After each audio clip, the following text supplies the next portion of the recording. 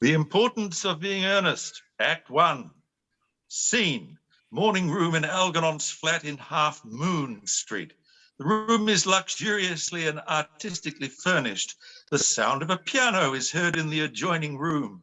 Lane is arranging afternoon tea on the table, and after the music has ceased, Algernon enters. Did you hear what I was playing, Lane? I didn't think it polite to listen, sir. I'm sorry for that, for your sake. I didn't play accurately. Anyone can play accurately, but I play with wonderful expression. As far as the piano is concerned, sentiment is my forte. I keep science for life. And speaking of the science of life, have you got the cucumber sandwiches out for Lady Bracknell? Sir. Oh, by the way, Lane, I see from your book that on Thursday night, when Lord Shoreham and Mr. Woodpain are entered as having been consumed. Oh, yes, sir. 8 bottles and a pint. Why is it that at a bachelor's establishment, the servants invariably drink the champagne? I ask merely for information.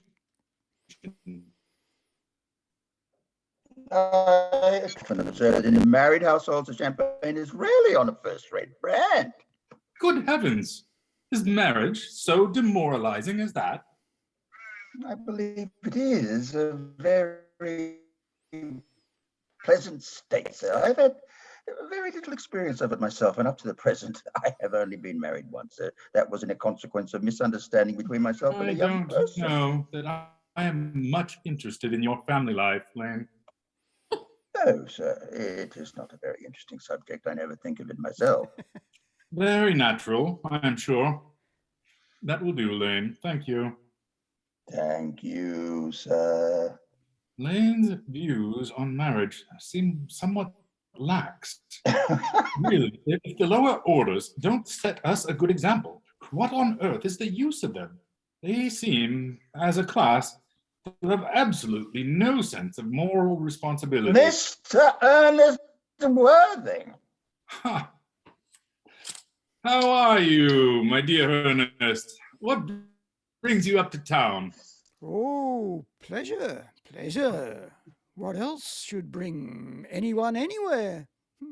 Eating as usual, I see, Algy. I believe it is customary in good society to take some slight refreshment at 5 o'clock. Where have you been since last Thursday? In the country. What on earth do you do there? Well, when one is in town, one amuses oneself. When one is in the country, one amuses other people. It is excessively boring. And who are the people you amuse? Oh, neighbours. Got nice neighbours in your part of Shropshire? Perfectly horrid. Never speak to one of them. How immensely you must amuse them.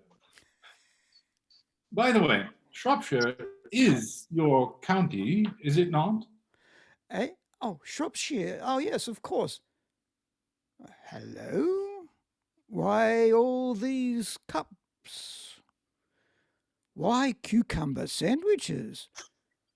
Why such reckless extravagance in one so young? Who's coming to tea? Oh, merely Aunt Augusta and Gwendolen. Oh, how perfectly delightful. Yes, that is all very well, but I am afraid Aunt Augusta won't quite approve of you being here. May I ask why? My dear fellow, the way you flirt with Gwendolen is perfectly disgraceful. It is almost as bad as the way Gwendolen flirts with you. I am in love with Gwendolen. I've come up to town expressly to propose to her. I thought you had come up for pleasure. I call that business. How utterly unromantic you are. I really don't see anything romantic in proposing. It is very romantic to be in love. But there is nothing romantic about a definite proposal. Why, one may be accepted. One usually is, I believe. Then the excitement is all over. The very essence of romance is uncertainty. If ever I get married, I'll certainly try to forget the fact. I have no doubt about that, dear Algy.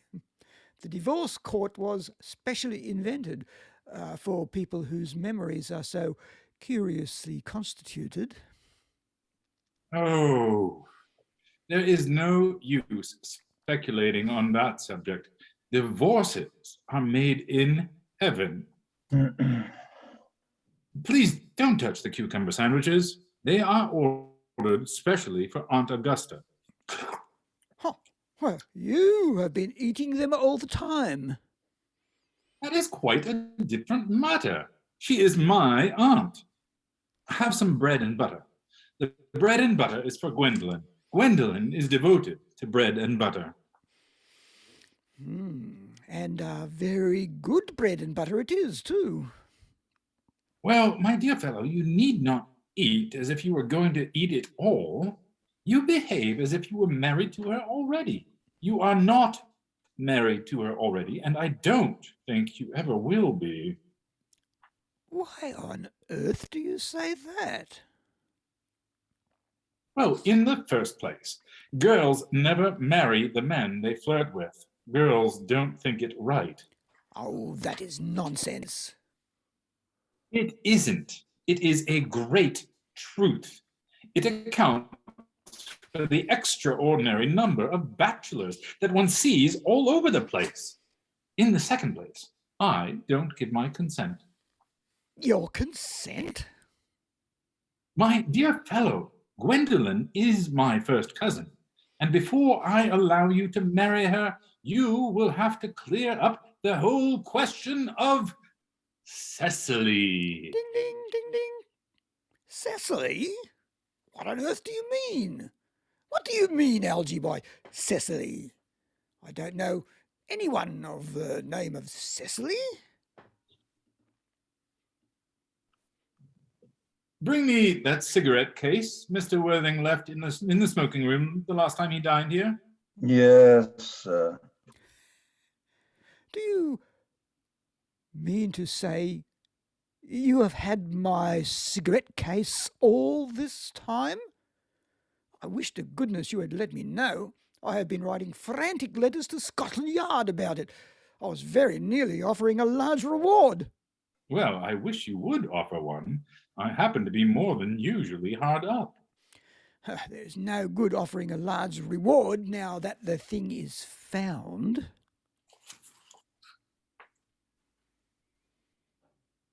Enter Lane with a cigarette case on a salver. Algernon takes it at once. Lane goes out. I think that is rather mean of you, Ernest, I must say. However, it makes no matter. For now that I look at the inscription inside, I find that the thing isn't yours after all. Of course it's mine.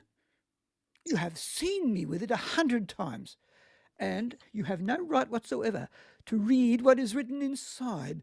It is a very ungentlemanly thing to read a private cigarette case.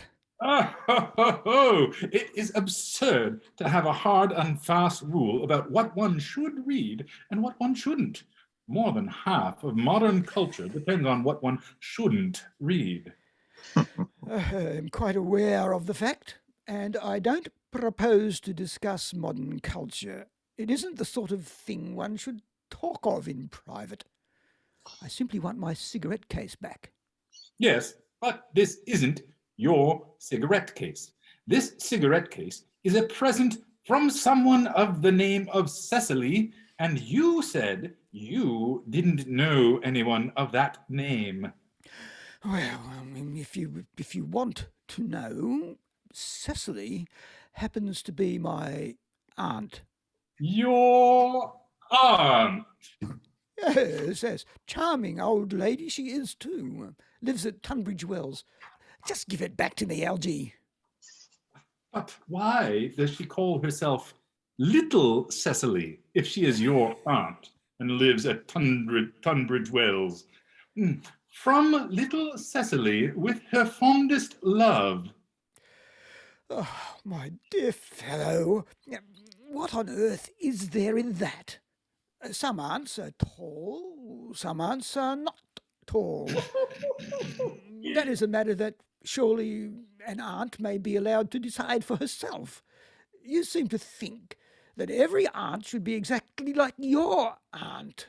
That is absurd. For heaven's sake, give me back my cigarette case. Yes, but why does your aunt call you her uncle? From Little Cecily with her fondest love to her dear Uncle Jack. There is no objection, I admit, to an aunt being a small aunt, but why an aunt, no matter what her size may be, should call her own nephew her uncle, I can't quite make out. Besides, your name isn't Jack at all. It is Ernest. It isn't Ernest, it's Jack. You have always told me it was Ernest. I have introduced you to everyone as Ernest. You answer to the name of Ernest. You look as if your name was Ernest. You are the most earnest-looking person I ever saw in my life. It is perfectly absurd you're saying that your name isn't Ernest. It's on your cards. Here's one of them. Mr. Ernest Worthing, B4 the Albany. I'll keep this as proof that your name is Ernest if ever you attempt to deny it to me, or to Gwendolyn, or to anyone else. Well, my name is Ernest in town and Jack in the country. And the cigarette case was given to me in the country. Yes, but that does not account for the fact that your small Aunt Cecily, who lives at Tunbridge Wells, calls you her dear uncle. Come, old boy, you had much better have the thing out at once. Oh, my dear Algy, you talk exactly as if you were a dentist. It is very vulgar to talk like a dentist when one isn't a dentist. It produces a false impression. Well, that is exactly what dentists always do. Now, go on. Tell me the whole thing. I may mention that I have always suspected you of being a confirmed and secret Bunburyist, and I am quite sure of it now. Bunburyist? What on earth do you mean by Bunburyist? I'll reveal to you the meaning of that incomparable expression as soon as you are kind enough to inform me why you are Ernest in town and Jack in the country. Well, produce my cigarette case first. Here it is. Now, produce your explanation, and pray, make it improbable. Ah, my dear fellow, there is nothing improbable about my explanation at all. In fact, it's perfectly ordinary. Old Mr. Thomas Cardew, who adopted me when I was a little boy, made me in his will guardian to his granddaughter, Miss Cecily Cardew. Cecily, who addresses me as her uncle, from motives of respect that you could not possibly appreciate, lives at my place in the country under the charge of her admirable governess, Miss Prism. Where is that place in the country, by the way? That is nothing to you, dear boy. You are not going to be invited. I may tell you candidly that the place is not in Shropshire. I suspected that, my dear fellow. I have Bunburied all over Shropshire on 2 separate occasions. Now, go on. Why are you Ernest in town and Jack in the country? Oh, my dear Algy, I don't know whether you will be able to understand my real motives. You are hardly serious enough. When one is placed in the position of guardian, one has to adopt a very high moral tone on all subjects. It's one's duty to do so. And as a high moral tone can hardly be said to conduce very much to either one's health or one's happiness, in order to get up to town, I have always pretended to have a younger brother of the name of Ernest, who lives in Albany and gets into the most dreadful scrapes. That, my dear Algy, is the whole truth, pure and simple. The truth is rarely pure and never simple. Modern life would be very tedious if it were either, and modern literature a complete impossibility. That wouldn't be all a bad thing. Literary criticism is not your forte, my dear fellow. Don't try it. You should leave that to people who have been at a university. They do it so well in the daily papers. What you really are is a Bunburyist. I was quite right in saying you were a Bunburyist. You are one of the most advanced Bunburyists I know. What on earth do you mean? You have invented a very useful younger brother called Ernest, in order that you may be able to come up to town as often as you like. I have invented an invaluable permanent invalid called Bunbury, in order that I may be able to go down into the country whenever I choose. Bunbury is perfectly invaluable. If it wasn't for Bunbury's extraordinary bad health, for instance, I wouldn't be able to dine with you at Willis's tonight. For I have been really engaged to Aunt Augusta for more than a week. I haven't asked you to dine with me anywhere tonight. I know. You are absurdly careless about sending out invitations. It is very foolish of you. Nothing annoys people so much as not receiving invitations. You had better dine with your Aunt Augusta. I haven't the smallest intention of doing anything of the kind. To begin with, I dined there on Monday, and once a week is quite enough to dine with one's own relations. In the second place, whenever I do dine there, I am always treated as a member of the family and sent down with either no woman at all or two. In the third place, I know perfectly well whom she will place me next to tonight. She will place me next to Mary Farquhar, who always flirts with her own husband across the dinner table. That is not very pleasant. Indeed, it is not even decent. And that sort of thing is enormously on the increase. The amount of women in London who flirt with their own husbands is perfectly scandalous.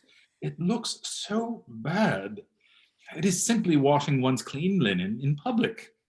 Besides, now that I know you to be a confirmed Bunburyist, I naturally want to talk to you about Bunburying. I want to tell you the rules. I am not a Bunburyist at all. If Gwendolen accepts me, I'm going to kill my brother. Indeed, I think I'll kill him in any case. Cecily is a little bit too much interested in him. It is rather a bore. So I'm going to get rid of Ernest. And I strongly advise you to do the same with with your invalid friend who has the absurd name. Nothing will induce me to part with Bunbury. And if you ever get married, which seems to me extremely problematic, you will be very glad to know Bunbury. A man who marries without knowing Bunbury has a very tedious time of it. Oh, that is nonsense. If I marry a charming girl like Gwendolen, and she is the only girl I ever saw in my life that I would marry, I certainly won't want to know Bunbury. Then your wife will... You don't seem to realize that in married life, 3 is company and 2 is none. That, my dear young friend, is the theory that the corrupt French drama has been propounding for the last 50 years. Yes, and the happy English home has proved in half the time. Oh, for heaven's sake, don't try to be cynical. It's perfectly easy to be cynical. My dear fellow, It isn't easy to be anything nowadays. There's such a lot of beastly competition about. Ding. Ah, that must be Aunt Augusta. Only relatives or creditors ever ring in that Wagnerian manner. Now, if I get her out of the way for 10 minutes so that you can have an opportunity for proposing to Gwendolen, may I dine with you tonight at Willis's? I suppose so, if you want to. Yes, but you must be serious about it. I hate people who are not serious about meals. It is so shallow of them. Enter Lane. Lady Bracknell, Miss Fairfax. Algernon goes forward to meet them. Enter Lady Bracknell and Gwendolen. Good afternoon, dear Algernon. I hope you are behaving very well. I'm feeling very well, Aunt Augusta. That's not quite the same thing. In fact, the two things rarely go together. Sees Jack and bows to him with icy coldness. Dear me, you are smart. I'm always smart, aren't I, Mr. Worthing? You're quite perfect, Miss Fairfax. Oh, I hope I am not that. It would leave no room for developments, and I intend to develop in many directions. Gwendolen and Jack sit down together in the corner. I'm sorry if we are a little late, Algernon, but I was obliged to call on dear Lady Harbury. I hadn't been there since her poor husband's death. I never saw a woman so altered. She looks quite 20 years younger. And now I'll have a cup of tea and one of those nice cucumber sandwiches you promised me. Certainly, Aunt Augusta. Goes over to the tea table. Won't you come and sit here, Gwendolen? Thanks, Mama. I'm quite comfortable where I am. Good heavens, Lane, why are there no cucumber sandwiches? I ordered them specially. There were no cucumbers in the market this morning, sir. I went down twice. No cucumbers. No, sir, not even for Ready Monday. That will do, Lane. Thank you. Thank you, sir. I am greatly distressed, Aunt Augusta, about there being no cucumbers, not even for ready money. It really makes no matter, Algernon. I had some crumpets with Lady Harbury, who seems to me to be living entirely for pleasure now. I hear her hair has turned quite gold from grief. It certainly has changed its colour. From what cause, I, of course, cannot say. Oh, thank you. I've quite a treat for you tonight, Algernon. I am going to send you down with Mary Farquhar. She is such a nice woman and so attentive to her husband. It's delightful to watch them. I am afraid, Aunt Augusta, I shall have to give up the pleasure of dining with you tonight, after all. I hope not, Algernon. It would put my table completely out. Your uncle would have to dine upstairs. Fortunately, he is accustomed to that. It is a great bore, and I need hardly say a terrible disappointment to me. But the fact is, I have just had a telegram to say that my poor friend Bunbury is very ill again. Exchanges glances with Jack. They seem to think I should be with him. It is very strange. This Mr. Bunbury seems to suffer from curiously bad health. Yes, poor Bunbury is a dreadful invalid. Well, I must say, Algernon, that I think it is high time that Mr. Bunbury made up his mind whether he was going to live or to die. This shilly-shallying with the question is absurd. Nor do I in any way approve of the modern sympathy with invalids. I consider it morbid. Illness of any kind is hardly a thing to be encouraged in others. Health is the primary duty of life. I'm always telling that to your poor uncle, but he never seems to take much notice as far as any improvement in his ailments goes. I should be much obliged if you would ask Mr. Bunbury from me to be kind enough not to have a relapse on Saturday, for I rely on you to arrange my music for me.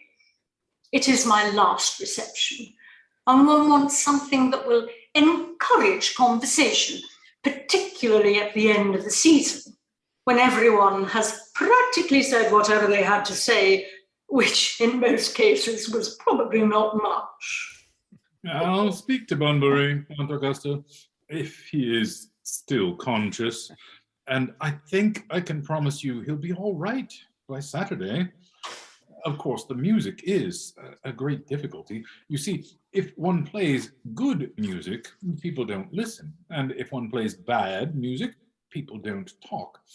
But I'll run over the program I've drawn out. If you'll kindly come into the next room for a moment. Thank you, Algernon. It is very thoughtful of you. Rising and following Algernon. I'm sure the program will be delightful. After a few expurgations, French songs I cannot possibly allow. People always seem to think that they are improper and either look shocked, which is vulgar, or laugh, which is worse. But German sounds a thoroughly respectable language, and indeed, I believe is so. Gwendolen, you will accompany me. Certainly, Mamma.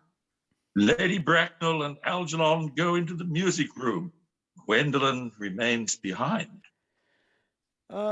Charming day it has been, Miss Fairfax. Pray don't talk to me about the weather, Mr. Worthing. Whenever people talk to me about the weather, I always feel quite certain that they mean something else. And that makes me so nervous. I do mean something else. I thought so. In fact, I'm never wrong. And I would like to be allowed to take advantage of Lady Bracknell's temporary absence. I would certainly advise you to do so. Mamma has a way of coming back suddenly into a room that I've often had to speak to her about.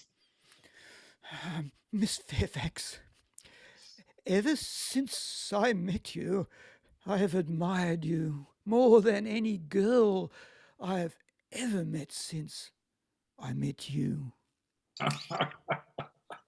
Yes, I am quite aware of the fact, and I often wish that in public, at any rate, you had been more demonstrative. For me, you have always had an irresistible fascination. Even before I met you, I was far from indifferent to you. We live, as I hope you know, Mr. Worthing, in an age of ideals. The fact is constantly mentioned in the more expensive monthly magazines and has reached the provincial pulpits, I'm told. And my idea has always been to love someone of the name of Ernest. There's something that in that name that inspires absolute confidence. The moment Algernon first mentioned to me that he had a friend called Ernest, I knew I was destined to love you. You really love me, Gwendolen? Passionately. Oh, darling, you don't know how happy you've made me. My own Ernest. But you don't mean to say that you couldn't love me if my name wasn't Ernest? But your name is Ernest. Yes. I know it is. But supposing it was something else, do you mean to say you couldn't love me then? That is clearly a metaphysical speculation, and like most metaphysical speculations, has very little reference at all to the actual facts of real life as we know them. You know, personally, darling, to speak quite candidly, I don't much care about the name of Ernest. I don't think the name suits me at all. It suits you perfectly. It is a divine name. It has a music of its own. It produces vibrations. Well, really, Gwendolyn, I must say that I think there are a lot of other nicer names. I think Jack, for instance, a charming name. Jack? No, there is very little music in the name Jack, if any at all, indeed. It does not thrill. It produces absolutely no vibrations. I have known several Jacks, and they all, without exception, were more than usually plain. Besides, Jack is a notorious domesticity for John, and I pity any woman who is married to a man called John. She would probably never be allowed to know the entrancing pleasure of a single moment's solitude. The only really safe name is Ernest. Gwendolyn, I must get christened at once. I mean, we must get married at once. There's no time to be lost. Married, Mr. Worthing? Well, surely you know that I love you, and you led me to believe, Miss Fairfax, that you were not absolutely indifferent to me. I adore you, but you haven't proposed to me yet. Nothing has been said at all about marriage. The subject has not even been touched on. Well, may I propose to you now? I think it would be an admirable opportunity. And to spare you any possible disappointment, Mr. Worthing, I think it only fair to tell you quite frankly beforehand that I am fully determined to accept you. Gwendolyn! Yes, Mr. Worthing, what have you got to say to me? Oh, you know what I have got to say to you. Yes, but you don't say it. Gwendolyn, will you marry me? Of course I will, darling. How long you have been about it. I'm afraid you have had very little experience in how to propose. My own one, I have never loved anyone in the world but you. Yes, but men often propose for practice. I know my brother Gerald does. All my girlfriends tell me so. What wonderfully blue eyes you have, Ernest. They are quite blue. I hope you will always look at me just like that, especially when there are other people present. Mr. Worthing, rise, sir, from this semi-recumbent posture. It is most indecorous. Mamma, I must beg you to retire. This is no place for you. Besides, Mr. Worthing is not quite finished yet. Finished what, may I ask? I am engaged to Mr. Worthing, Mamma. Oh, pardon me. You are not engaged to anyone. When you do become engaged to someone, I, or your father, should his health permit him, will inform you of the fact. An engagement should come on a young girl as a surprise, pleasant or unpleasant, as the case may be. It is hardly a matter that she could be allowed to arrange for herself. And now, I have a few questions to put to you, Mr. Worthing. While I am making these inquiries, you, Gwendolyn, will wait for me below in the carriage. Mamma, In the carriage, Gwendolyn. Goes out looking back at Jack. Okay. Gwendolyn, the carriage. yes, Mamma. You can take a seat, Mr. Worthing. Thank you, Lady Bracknell. I prefer standing. I feel bound to tell you that you are not down on my list of eligible young men. Although I have the same list as the dear Duchess of Bolton has, we work together, in fact. However, I am quite ready to enter your name should your answers be what a really affectionate mother requires. Do you smoke? Well, yes, I must admit I smoke. I am glad to hear it. A man should always have an occupation of some kind. There are far too many idle men in London as it is. How old are you? 29. A very good age to be married at. I have always been of opinion that a man who desires to get married should know either everything or nothing. Which do you know? I know nothing, Lady Bracknell. I'm pleased to hear it. I do not approve of anything that tampers with natural ignorance. Ignorance is like a delicate or exotic fruit. Touch it and the bloom is gone. The whole theory of modern education is radically unsound.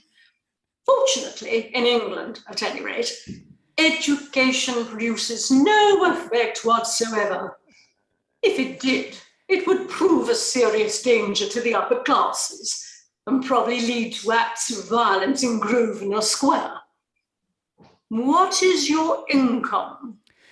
Oh, between 7,000 and 8,000 a year. In land or in investments? In investments, chiefly. That is satisfactory. What between the duties expected of one during one's lifetime and the duties exacted from one after one's death, land has ceased to be either a profit or a pleasure. It gives one position and prevents one from keeping it up. That's all that can be said about land. I have a country house with some land, of course, attached to it, about 1,500 acres, I believe. But I don't depend on that for my real income. In fact, as far as I can make out, the poachers are the only people who make anything out of it. A country house. How many bedrooms? Oh, well, that point can be cleared up afterwards. You have a townhouse, I hope. A girl with a simple, unspoiled nature like Gwendolen could hardly be expected to reside in the country. Well, I own a house in Belgrave Square, but it is let by the year to Lady Bloxham. Of course, I can get it back whenever I like, at 6 months' notice. Lady Bloxham? I don't know her. Oh, she goes about very little. She is a lady considerably advanced in years. Nowadays, that is no guarantee of respectability of character. What number in Belgrave Square? 149.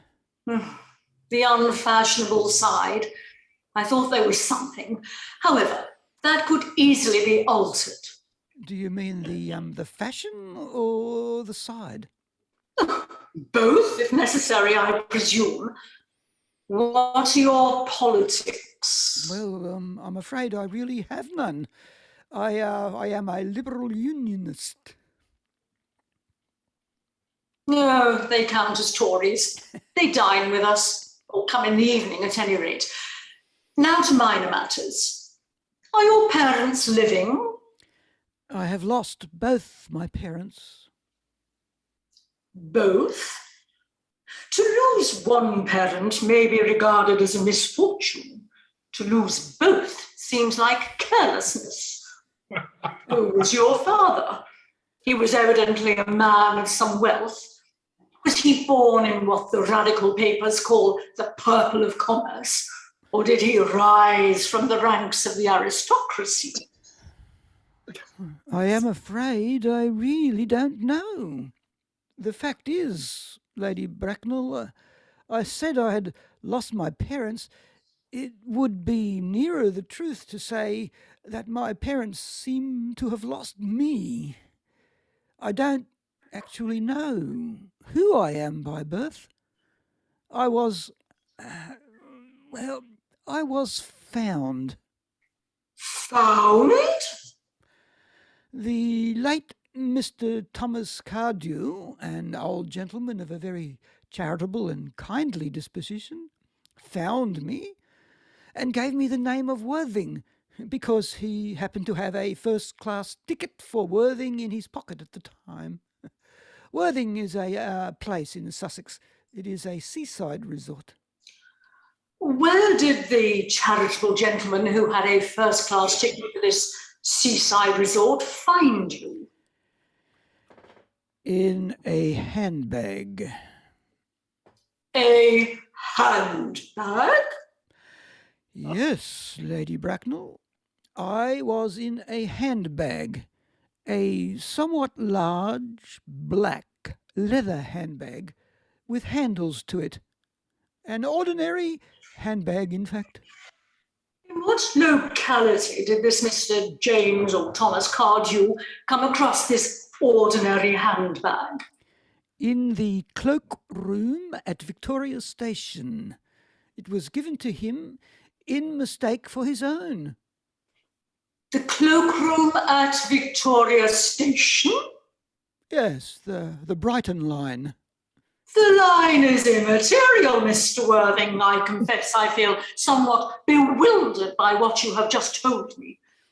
To be born, or at any rate bred, in a handbag, whether it had handles or not, seems to me to display a contempt for the ordinary decencies of family life that reminds one of the worst excesses of the French Revolution. And I presume you know what that unfortunate movement led to. As for the particular locality in which the handbag was found, the cloakroom at a railway station might serve to conceal a social indiscretion, has probably indeed been used for that purpose before now, but it could hardly be regarded as an assured basis for a recognized position in good society. May I ask you then what you would advise me to do? I need hardly say I would do anything in the world to ensure Gwendolyn's happiness. I would strongly advise you, Mr. Worthing, to try and acquire some relations as soon as possible, and to make a definite effort to produce at any rate one parent of either sex before the season is quite over. Well, I don't see how I could possibly manage to do that. I can produce the handbag at any moment. It is in my dressing room at home. I really think that should satisfy you, Lady Bracknell. Me, sir? What has it to do with me? You can hardly imagine that I and Lord Bracknell would dream of allowing our only daughter, a girl brought up with the utmost care, to marry into a cloakroom and form an alliance with a parcel. Good morning, Mr. Worthing. Oh, good morning.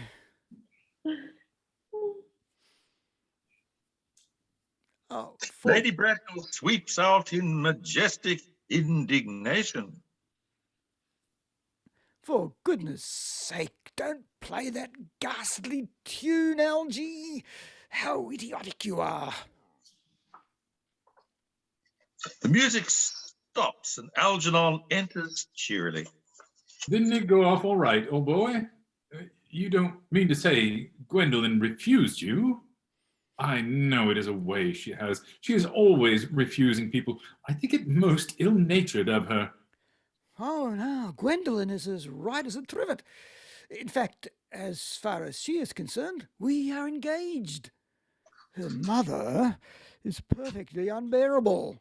Never met such a gorgon. I really don't know what a gorgon is, but I'm quite sure that Lady Bracknell is one. In any case, she is a monster, without being a myth, which is rather unfair. I beg your pardon, Algy. I suppose I shouldn't talk about your own aunt in that way before you. Oh, my dear boy, I love hearing my relations abused. It is the only thing that makes me put up with them at all. Relations are simply a tedious pack of people who haven't got the remotest knowledge of how to live, nor the smallest instinct about when to die. Oh, that is nonsense. It isn't. Well, I won't argue about the matter. You always want to argue about things. That is exactly what things were originally made for. Upon my word, If I thought that, I'd shoot myself. You don't think there is any chance of Gwendolyn becoming like her mother in about 150 years? Do you, Algie? All women become like their mothers. That is their tragedy. No man does. That's his. Oh, is that clever? It is perfectly phrased, and quite as true as any observation in civilized life should be. I am sick to death of cleverness. Everybody is clever nowadays. You can't go anywhere without meeting clever people. The thing has become an absolute public nuisance. I wish to goodness we had a few fools left. We have. I should extremely like to meet them. What do they talk about? The fools? Oh, about the clever people, of course. What fools? By the way, did you tell Gwendolyn the truth about your being Ernest in town and Jack in the country? My dear fellow, the truth isn't quite the sort of thing one tells to a nice, sweet, refined girl. What extraordinary ideas you have about the way to behave to a woman. The only way to behave to a woman is to make love to her if she is pretty, and to someone else if she is plain. Oh, that is nonsense. What about your brother? What about the profligate Ernest? Oh, well, before the end of the week I shall have got rid of him. I'll say he died in Paris of apoplexy. Lots of people die of apoplexy quite suddenly, don't they? Yes, but it's hereditary, my dear fellow. It's a sort of thing that runs in families. You had much better say a severe chill. You are sure a severe chill isn't hereditary or anything of that kind? Of course it isn't. Ah, very well then. My poor brother Ernest is carried off suddenly in Paris by a severe chill. That gets rid of him. But I thought you said that Miss Cardew was a little too much interested in your poor brother Ernest. Won't she feel his loss a good deal? Oh, that is all right. Cecily is not a silly romantic girl. I'm glad to say she has got a capital appetite, goes long walks, and pays no attention at all to her lessons. I would rather like to see Cecily. I will take very good care you never do. She is excessively pretty, and she's only just 18. Have you told Gwendolyn that you have an excessively pretty ward who is only just 18? Oh, one doesn't blurt those things out to people. Cecily and Gwendolyn are perfectly certain to be extremely great friends. I'll bet you anything you like, half an hour after they have met, they will be calling each other sister. Women only do that when they have called each other a lot of other things first. Now, my dear boy, if we want to get a good table at Willis's, we really must go and dress. Do you know it is nearly 7? Oh, it always is nearly 7. Well, I'm hungry. I never knew you when you weren't. What shall we do after dinner? Go to a theatre? Oh, no, I loathe listening. Well, let us go to the club. Oh, no, I hate talking. Well, we might trot round to the Empire at 10. Oh, no, I can't bear looking at things. It is so silly. Well, what shall we do? Nothing. It is awfully hard work doing nothing. However, I don't mind hard work where there is no definite object of any kind. Enter Lane. Miss Fairfax. Enter Gwendolyn. Lane goes out. Gwendolyn, upon my word. Algie, kindly turn your back. I've something very particular to say to Mr. Worthing. Really, Gwendolyn, I don't think I can allow this at all. Algie, you always adopt a strictly immoral attitude towards life. You're not quite old enough to do that. Ah, my own Algernon darling. retires to the fireplace. My own darling. Ernest, we may never be married. From the expression on Mamma's face, I fear we never shall. Few parents nowadays pay any regard to what their children say to them. The old-fashioned respect for the young is fast dying out. Whatever influence I ever had over Mamma, I lost at the age of 3. But although she may prevent us from becoming man and wife, and I may marry someone else and marry often, nothing that she can possibly do can alter my eternal devotion to you. Oh, dear Gwendolyn. The story of your romantic origin as related to me by Mamma with unpleasing comments has naturally stirred the deeper fibers of my nature. Your Christian name has an irresistible fascination. The simplicity of your character makes you exquisitely incomprehensible to me. Your town address at the Albany I have. What is your address in the country? The Manor House, Woolton, Herefordshire. There's a Algernon, Sorry. Algernon, who has been carefully listening, smiles to himself and writes the address on his shirt cuff, then picks up the railway guide. There is a good postal service, I suppose. It may be necessary to do something desperate. That, of course, will require serious consideration. I will communicate with you daily. My own one. How long do you remain in town? Till Monday. Good. Algie, you may turn around now. Thanks, I've already turned round. You may also ring the bell.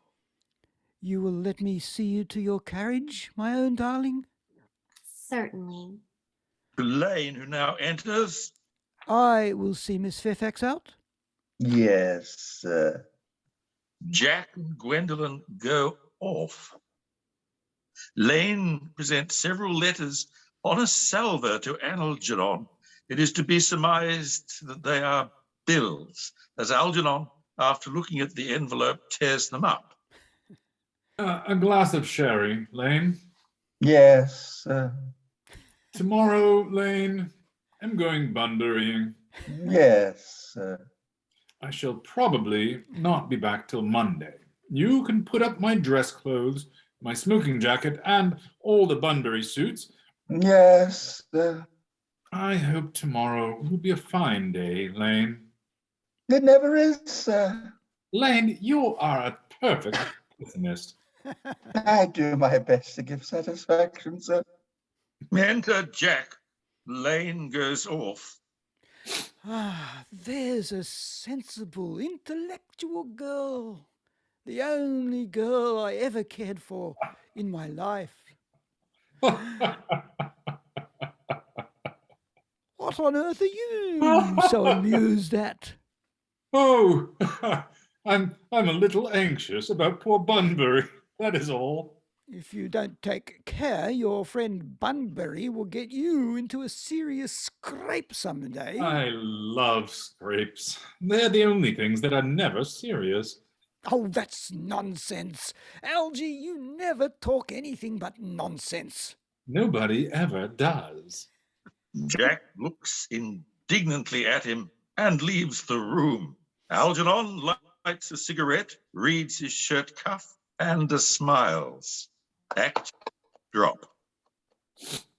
Writing on the shirt cuff. I love it. Yes, that particular stage direction was absolutely essential. It's critical. I was thinking when I was reading it that, sort of there could be a way beautifully to do it and have what he picks up to read cover, the way you sort of short hold something on two hands. Oh, hang on. I did the best I could. No, it was fantastic. No, I love that as just a bit of stage stuff. Yes, and you were lovely. You were really good. All of you were very good. Lady Bracknell, Yes. Wonderful. I dipped my lid. Yes, me too. Look out, Judi Dench. I'm sure she was a nicer, younger woman. Maybe. I love your ultra dry butler, Leon. That was very good indeed. Noel, I mean, I sorry. read it. I don't normally like to read anything, and I read a note earlier about how, sort of, the situation with them is that, they're all talking such fluff Yes. that it's sort of like almost smilingly repeated, You And I were thought, channeling that's- Stephen Fry, mate. That was just. Well, I don't know who I was telling, but I just think it's nice to. I mean, it's not me at all, but I think it's lovely to agree with someone with the same intent of ridiculousness as they say it, Yeah. Yes, sir. Yes, whatever you want, darling. I'll do it again. I can't wait to get to my drawing room and have my sleep. You pompous old fart. Yeah, it's such a great play. There's so many jokes packed in there. You wonder how he can fit so many puns and allusions. Oh, it's just beautiful. He was brilliant, wasn't he? Just brilliant. Yep. I tell you, I've got Not a in Brisbane friend at the moment. I've got a friend that I visit over on the island, and it just so happens that she remembers almost line for line because she did the play in high school. And it's amazing when you run into people like that and they can throw a line or two from Ernest. Yes. Yes. Yeah, it's being performed in Brisbane as we speak. Is it? Goodness Is it? gracious. Uh-huh. Yeah, it's the first show of the year at Arts. Well, that shows you how switched on I am about the arts. Yes. I was actually Lady Bracknell for Nash Theatre a few years ago. There's quite a lot of pressure. You have to be word perfect because everybody in the audience knows, especially the handbag business. That's right. Well, Yeah. I think that there probably is a lineup of Lady Bracknells, like these truck lineups we get now at Canberra and other places. Must be trucks of them, people trying to get that role. It's magnificent, and you do it so well. Oh, Yeah. you're very kind, but I think Yes, I am his reading kind. is rather good. I saw David. I saw David Suchet play it in England. The Poirot. Yeah. What did he I play? was going to say there's a few less attractive Lady Bracknells than Brenda that sometimes get to play the role. Yeah, it's a beauty. I need to get going, so I'll see everybody in a fortnight. Okay. Yeah. Yes. See you now. Okay, Yes, Nels. I need to go as well. Good night. Yes. Good day. It's Have a been good night's lovely. sleep. Thank you very much, everybody. Yeah. Scott. Oh, Bye-bye. Next- Betty. Thanks, Now, Brenda. next Thanks, act, Heather. I believe I'm the Reverend Chasuble, who's one of these. yes. A cliche investments. What is it? Oh, it's a one. It's more a blessing than a curse, and things like when he talks about his fictitious thing dying, he says, "Oh, maybe a blessing or a curse." It's almost like, oh, one door closes, another opens. Another opens. That immediately makes me want to exit through it. It's Yeah. just, I'll do the best I can, and I try to put on. I don't know what sort of accent a high churchman has. Do they talk like a cathedral? Yes, I think in such ponderous tones they do. Yeah. He is a Probably high very, church very man, I sing-songy. believe. He is a high church man, I believe. Very sing-songy would be lovely. Oh, a bit like a biscuit that's been left in a cup and it's getting soggier and soggier. Perhaps. And sweeter. Why and not? sweeter. Come on, out with it, Cliff. Out with it. Why not? Actually, I know whether many people remember, but Sirens, the Australian movie, was the With Elle first time we saw Hugh Grant, Uh, and he was absolutely delightful as the young, naive Anglican priest Yeah. that came to be stuck in the completely open relationship of art and naked women in his parish. It was so gorgeous. Yeah. Yes, that was a great movie. That was our Great introduction movie. to Elle Macpherson too, wasn't it? That's right. I can still see the girls. What do? They beat the boys hitching their skirts up at the creek to run through everybody and succeed. It was So clever. I just So can that can be Sam taken Neill. 2 ways. It's That was almost Sam like a Neill, double right? entendre. Yeah. What did you say, Betty? It was Oh, Sam Neill was in it too, right? yeah. Sam Neill, right? Okay, just Yeah, wanted to make sure. he was the artist. Yeah, he was the artist. Okay, and sorry I interrupted. Yeah, no. These conversations, you got to so you jump were- in when you can. Well, you were talking about accents, and I feel so I don't have any accents. I just talk the way I talk because I'm not an actor and I No, that's have no fine. training, and so it's a little intimidating because I just feel kind of limited. So I just want No, to not let you at all all. know that I have No, moved no, mentally. Not at all. Look, most You of were- the people we you have were- on television in Australia are exactly the same as that, so don't worry. You And they're were- professionals. You were gorgeously coquettish, Betty. Thank you very much. You got the Thank you character. for You that. got the character down right, and there was a Okay. nice exchange between you and Jack. The Mhm. characters.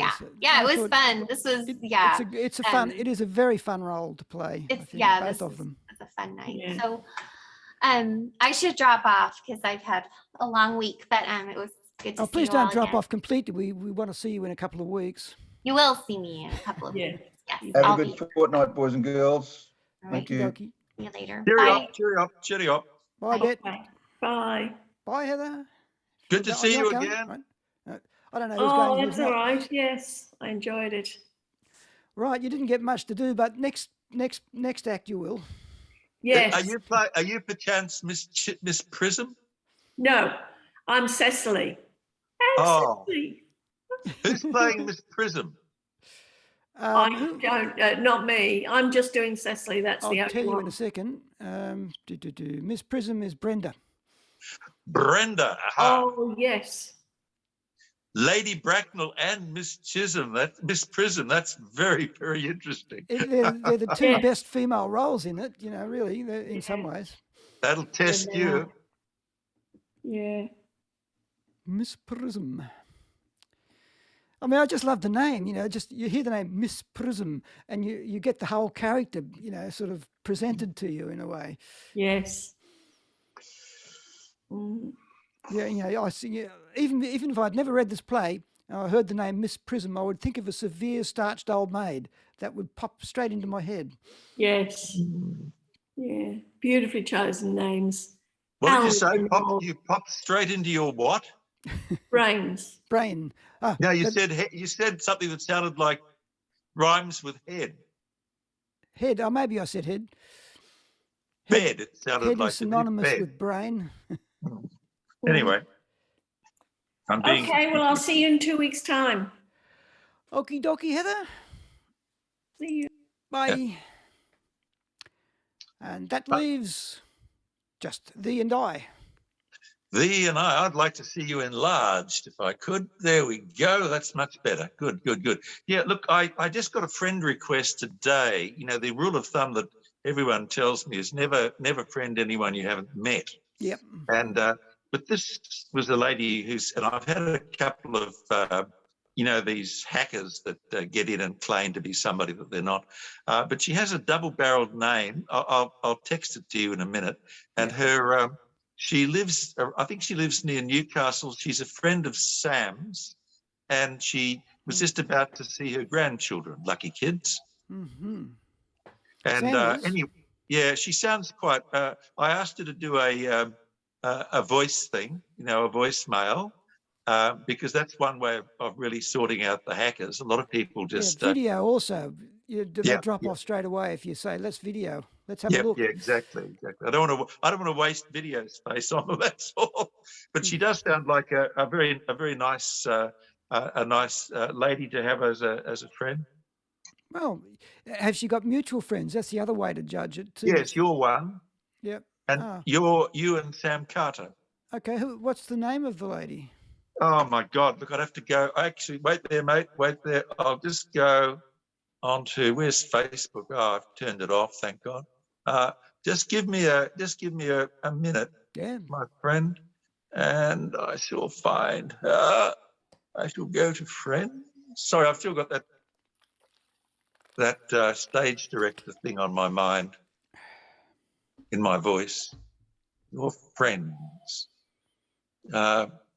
Oh God, she's taken down now because the request has been done. I'll just have a look. Theory Ulrich, Dudley Da. She's probably at the very end. Kylie, why not? God, there's just too many of them. I don't know why it's arranging it like this. I'll just go back to the top. I hope I'm keeping you amused. The other thing, the other person I wanted to talk to you about, Yes. here she is, Julie E. Guiho Shaw. Oh, Julie Guiho. She's my cousin. A cousin. Yep. Good Lord, that's we are really getting siloed, aren't we? Well, I have to be very, very careful. She's not like that other one, Robert, is she? No, not at all. And Robert's not a blood relation. He's a cousin by marriage. By marriage. Oh, that's very different than like Yep. the institution of marriage is responsible for many, many terrible things. Yeah. So, But Julie look, and I share familial blood. She comes from my grandmother's line on the father's side, on the grandfather's Okay. side. Okay. My grandmother's maiden name was Guiho. Yeah. Yeah, So, that's a good that's a good Yep. sounding name. Yeah. Is that French? I think it might be Belgian. Belgian. Yeah, good. But Then. I think that's where their family comes from. Yeah. Anyway, I mentioned Yeah, she's a Sam lovely lady. Carter. She gets into drama a bit. She's married, got kids. She's really nice. Good. She's married and got kids. That's it. She's married. That's absolutely perfect. Good. Look, the other thing is that she did mention that Sam has gone quiet lately. Again, she came back for a little while and then she left. So I sent Sam a note, a text, and I just said, well, I don't know. I hope the right things. I said that I miss her, and I've noticed that she's sort of taking a very long break, and if there's anything up, anything that I can help her with, just phone or just message or just phone me. That's fair enough. I might have done the same. Eventually, people do go quiet from time to time. Yeah, but the last time when she came back, she said she'd had a touch of pneumonia. That's a bit like that invalid in Earnest. She points to pneumonia, and that can mean anything from she has a chronic airways problem to she's got COVID or she's seriously ill. That's just my sort of family friend / friend experience. I'm looking for her right at the moment. She's hasn't gone off Facebook. Her profile picture's changed. Well, I haven't noticed that. What has she got? It's a picture of, I think it's herself. The picture's a bit fuzzy.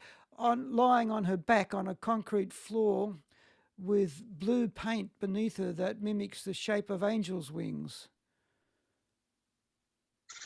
Well, I hope she's not planning to go to heaven. But that's one of her things. She loves that sort of very almost a sentimental surreality, Sentimental and sometimes bordering on kind of gothic as well.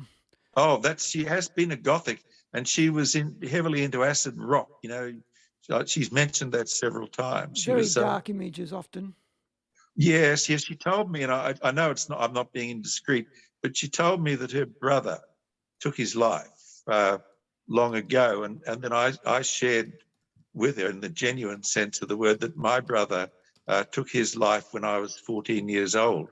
He was living in Sydney at the time, and I still wake up and feel him very close to me. Still miss him terribly. So I have an inkling of what that can be like. But the family background I know nothing about, and I wouldn't want to know unless she told me.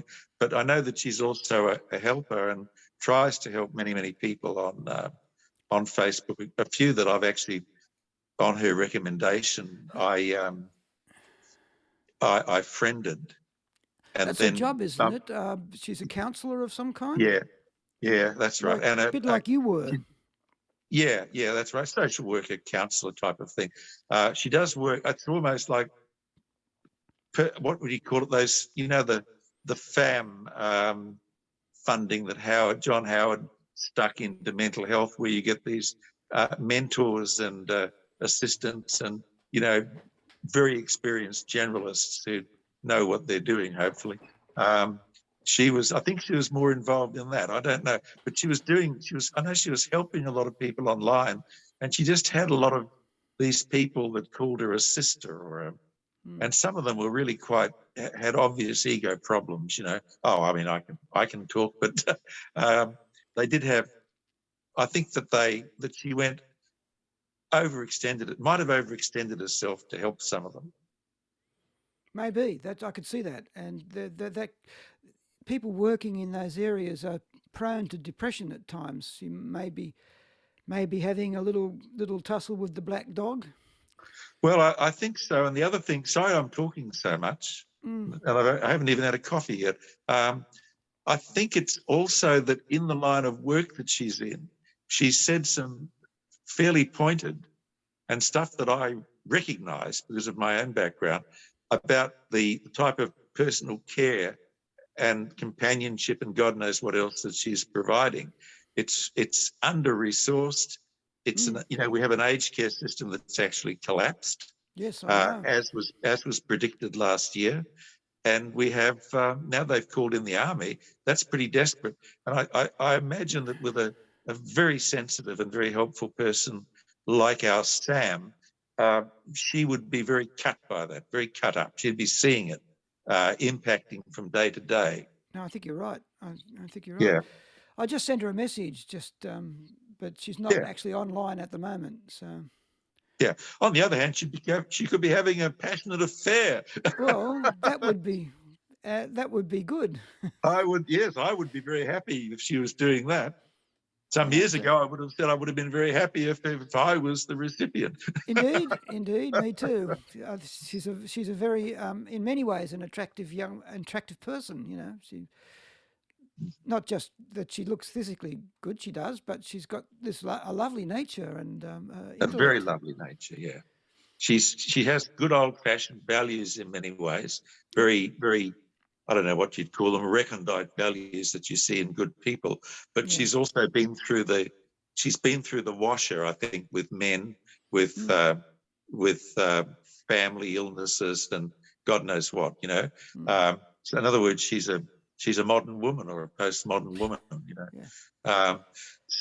Like men go through the same, much the same, without the type of. It's so funny, isn't it? We blunder through life, barging and bumping into one another, feeling hurt, and not realizing that we have been hurting others as well.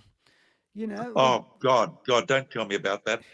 No, tell me about that. I've done that. I've done that because on social media I tend to be as blunt as I am. Sometimes even blunter. You know, as you've noticed. I can think back on actual affairs I've had where as a young man driven by hormones, I've slept with women that I probably shouldn't have slept with, who were probably fragile and who would have seen the encounter as something quite different. Yes, I know. I've done that. I've done that serially myself. And I've run through in my head at night. Often I run through these in my head, these encounters. I think, what did I do? Why did I do that? You know, you beat yourself up about it because you think, God, what a callow young bastard I was. But well, Phil, I'll tell you some things in confidence. It's common fate. Yeah. Anyway, no, I won't. We don't need to talk about that now. But it'd be just you know, when you have time, and I imagine that you would devote some time to it, knowing your regard for Sam. But just see if you can, you know. And I'm not asking you to snoop, of course. This is purely between you and she, you know. The problem is I don't have a phone number for her or anything. I've just got the Facebook contact. That might be all that you need at this stage, you know. That might be all that you need. I think I've got a phone number. I'll have a look, and I might just give her a call myself. I've given her that option this morning, so I might wait a while, you know, might wait a few days, and maybe you get in. But the reason why I'm happy lately and I'm actually writing some doggerel is that Carl has just come out of isolation. Good, that thing about the German railway station. I thought I enjoyed that. Well, Carl is on the trains again, and the reason why there were sort of, you know, asides about the flu is that Carl has been in isolation for nearly 3 weeks with mild COVID. Oh, poor bugger. Yeah. He's also resigned his job in the, the 5-star restaurant in central Munich because it was just getting too stressy for him, But he's sounding very clear and very happy with his decision, which is wonderful. That's what his mother and I have been doing with him for years, getting him to that state where to your own heart, to your own self be true, that sort of stuff. Yes, that's to complete the quote. It follows then, as night does day, thou canst not be false to any man. Yes, exactly. Beautiful. Yes, I love the way you're like the elders in my family, the old cousins who all died in their 80s and 90s, who were just able to, they just break into Shakespeare during conversations, and the Bible. I find it hard to understand why everybody doesn't, because the lines are so easy to memorize. Yep.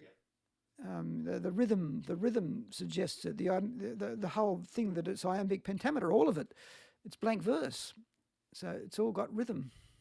That's Pushkin for you. The old Russian teachers who tried to get some of that into my head used to break into Pushkin, or people like what's his name, Lermontov.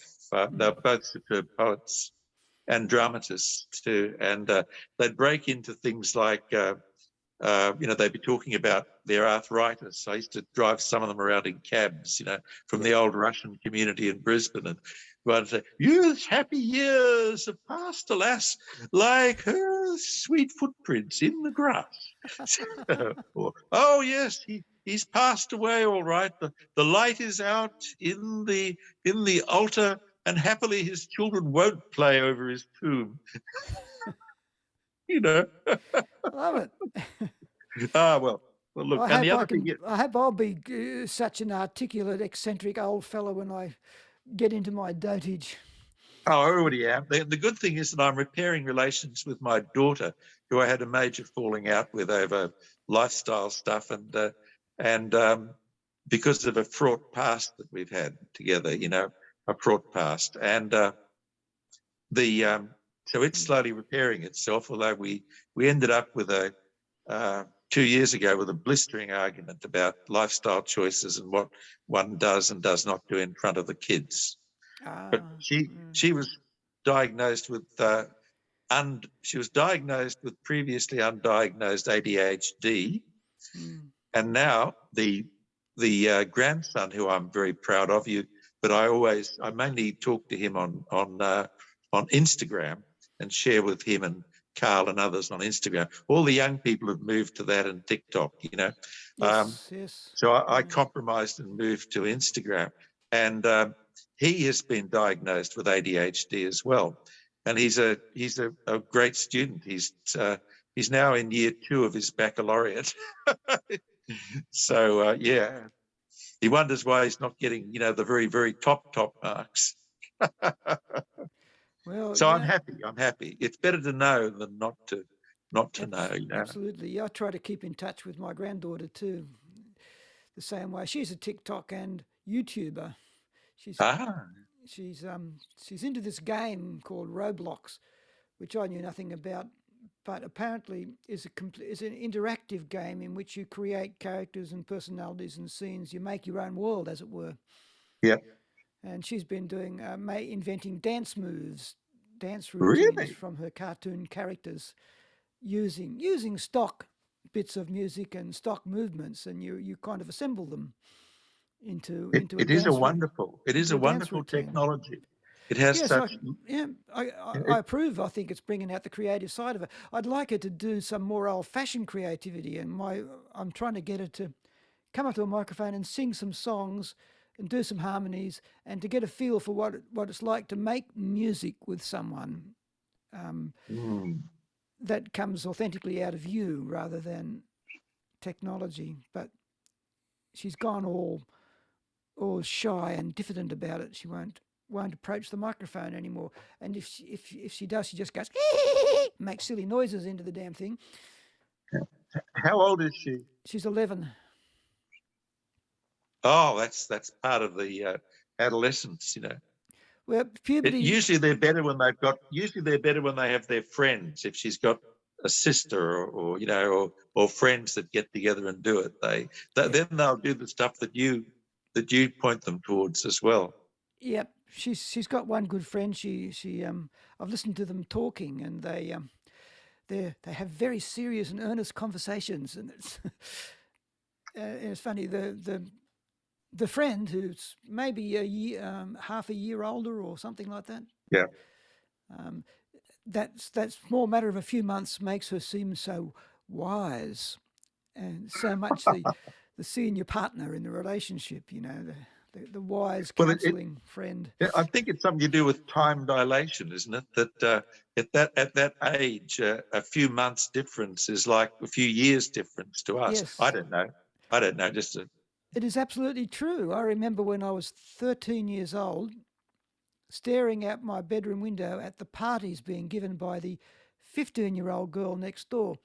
And they were jiving, you know, they were doing the actual jive. They were jumping and dancing and laughing, and there was rock and roll music playing.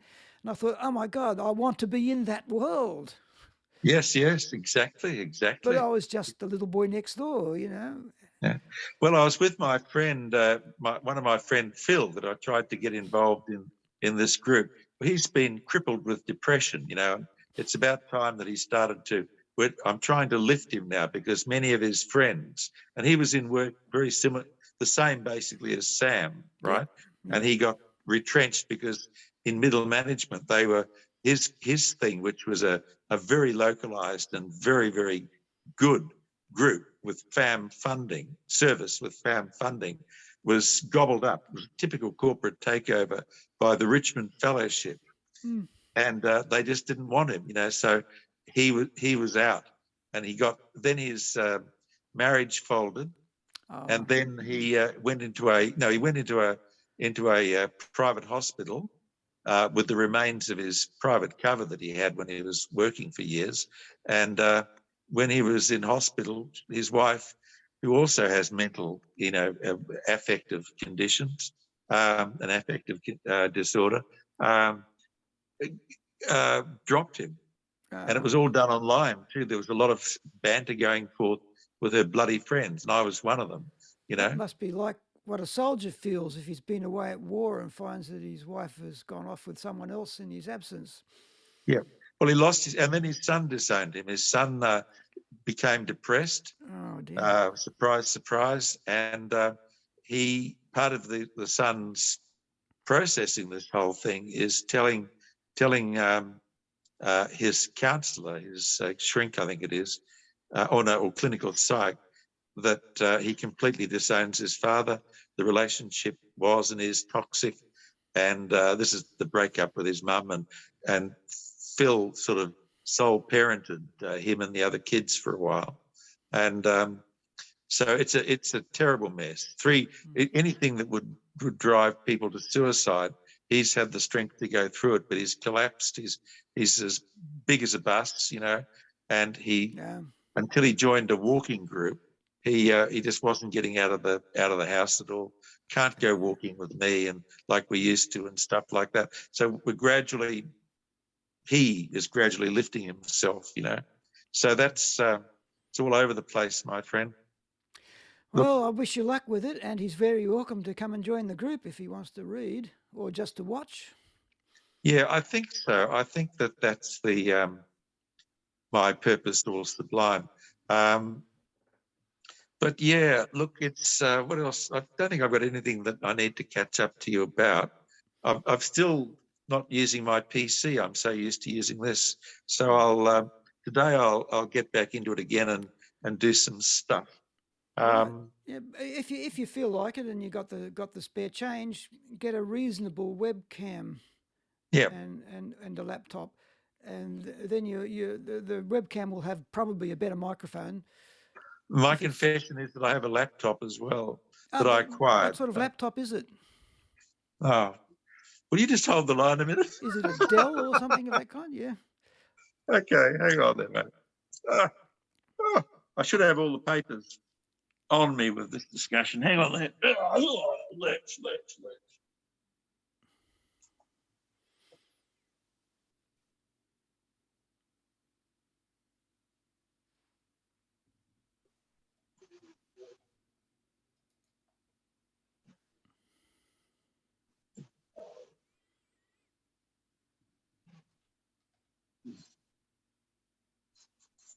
I don't know whether it's still got any juice in it.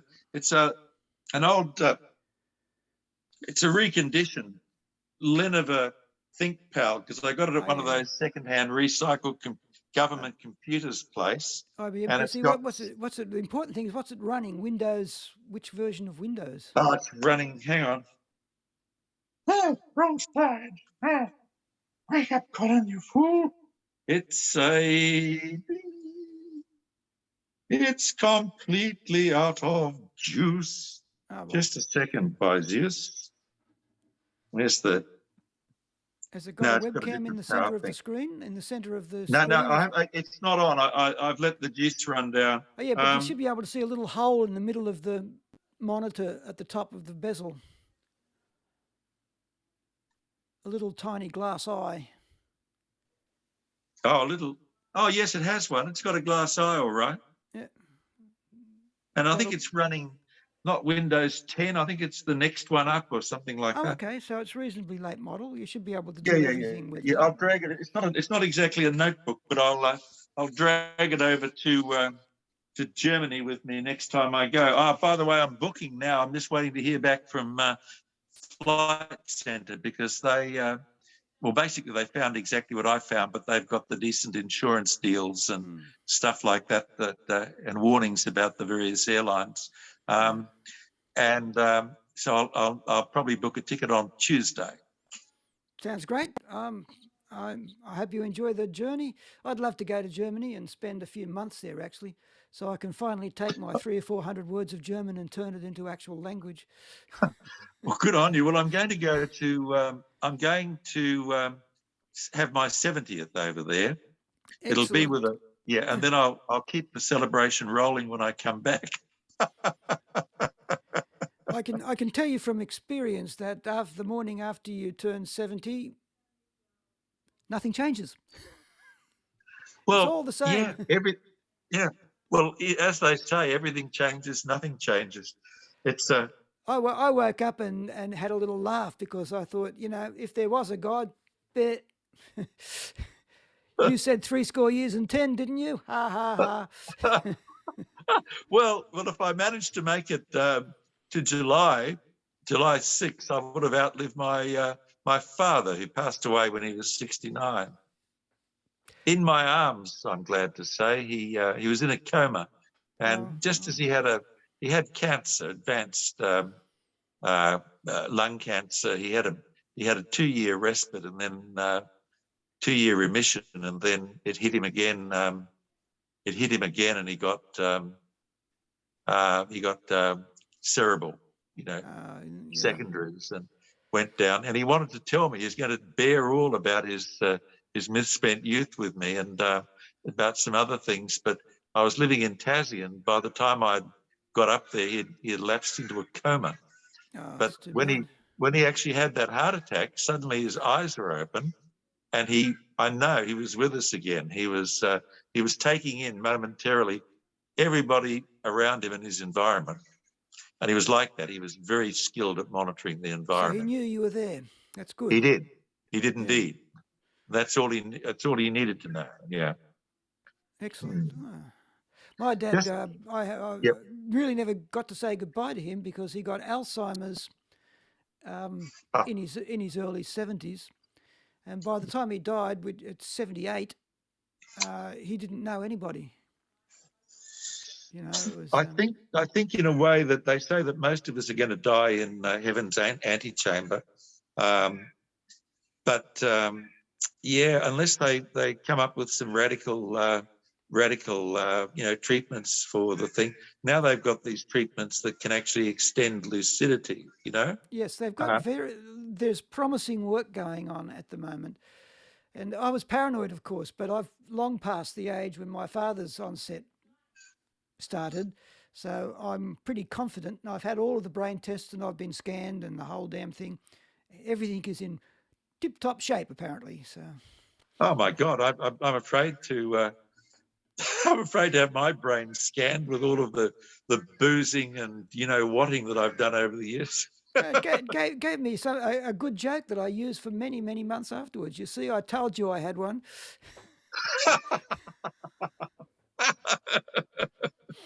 Yeah. Look, the other thing is, you probably noticed I've been chumming up with Trish Lake on Facebook. We sort of tag along, and I promote stuff of hers. I share stuff of hers, and that too. She's the filmmaker who did that film Alex and Albert that I did a bit of promo for in my network.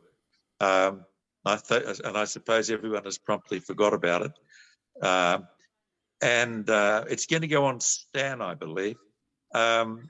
Anyway, looks like she's in the run-up